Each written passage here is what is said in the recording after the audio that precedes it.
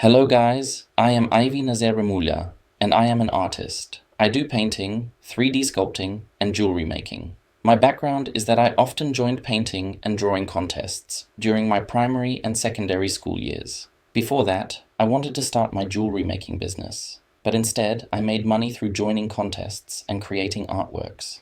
Now I've turned my passion into a business and career.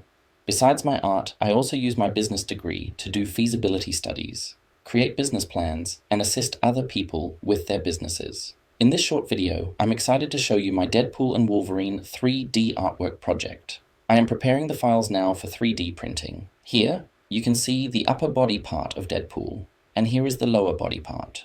This is the platform where he will be standing, and these are his arms and swords. Now, for Wolverine. Here is the upper body part, and here is the lower body part. This is the platform where Wolverine will be standing, and that's it for now. In my next video, you'll see how my 3D printer prints these parts, and another video where I'll show you the painting process. See you in my next video, guys.